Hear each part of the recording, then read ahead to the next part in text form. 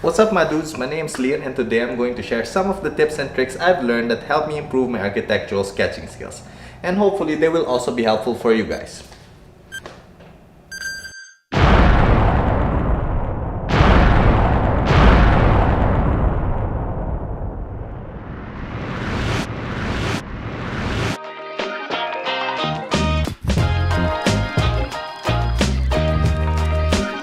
One of the most valuable tools in an architect's arsenal of sketching is the perspective. So by definition, a perspective is what gives a three-dimensional feeling to an otherwise flat image. It gives objects in the drawing a sense of distance where closer objects look larger and further objects look smaller. I'm not in focus, am I? When drawing perspectives, I usually like to start by drawing the horizon line and the vanishing points, which will serve as my guides to creating the perspective effect. So there are three main types of perspectives that are often used in architectural drawings. The one-point perspective. This is mostly used when sketching interior spaces and it is characterized by having only one vanishing point, which is why it is called the one-point perspective.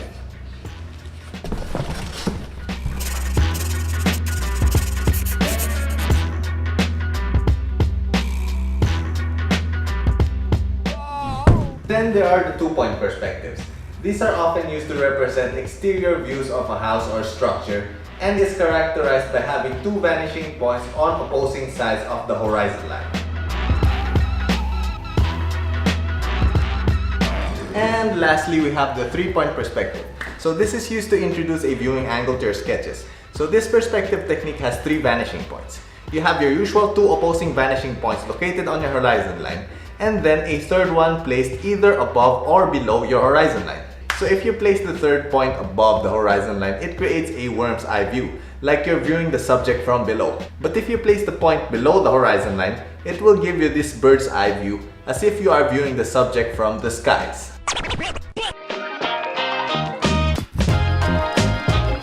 When sketching, I usually leave the guidelines I've used unerased. I find that it gives the sketch that handcrafted feel, and it also alleviates the pressure of having to make a perfect drawing, which gives you more freedom to experiment. But make sure your guidelines have the lightest line value to not draw the attention away from your main subject. When drawing a line, I like to put emphasis on the beginning and at the end. This technique anchors your line to a page and helps give your lines a strong and decisive look. One way to also make your sketches look more architectural is to introduce line extensions or overlaps when two lines meet. This will help corners look sharper and less rounded.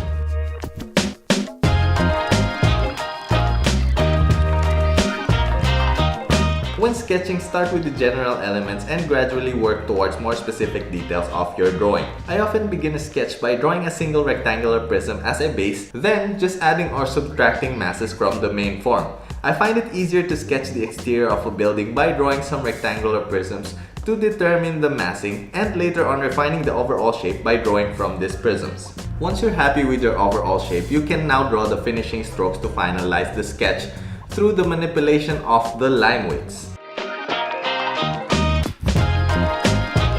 So by making a line darker or lighter and thicker or thinner, you can add a whole new dimension to your sketch. I usually use darker lines to outline the main shape of the subject, and I use lighter lines for the finer details.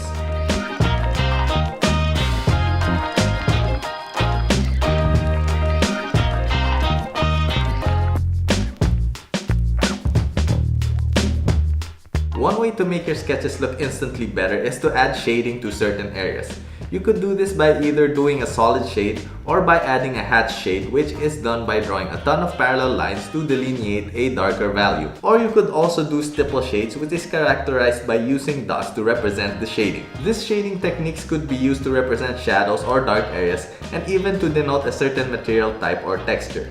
Drawings done with shade and shadow tend to convey emotions better than line drawings.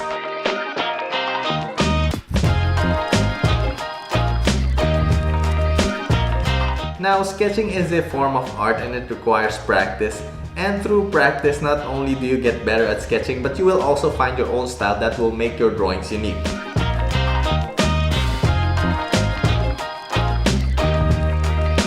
Okay, so I'm going to challenge you guys to the month of sketch challenge. So for a whole month, we are going to do 10 sketches every day, but each sketch must only be done within 30 seconds. So if you total it, you will only be sketching for like 5 minutes. Not bad, right? So for the first week, we are going to sketch an everyday object that we can see inside our bedroom. Could be a pencil, your flip-flops, a cockroach. As long as it is in your room, you can sketch it. Now for the second week, we are gonna go outside and sketch anything that you see. You could sketch your neighbor, his cat, a passing car, or the local McDonald's store. So for these sketches, you could still do 30 seconds or you could go longer. Depends on how much free time you have. Now after the second week, we are now gonna sketch buildings that we can find on Pinterest or Instagram. Now you guys can do 1 sketch a day, or you could still do 10 sketches a day. But you have to sketch for at least 5 minutes. Doesn't have to be pretty because this is just for practice and to build a habit. So for the last week, I want you guys to stay in your room and sketch anything from your imagination. Anything under the sun. Could be a flying panda, a walking house. It is up to you.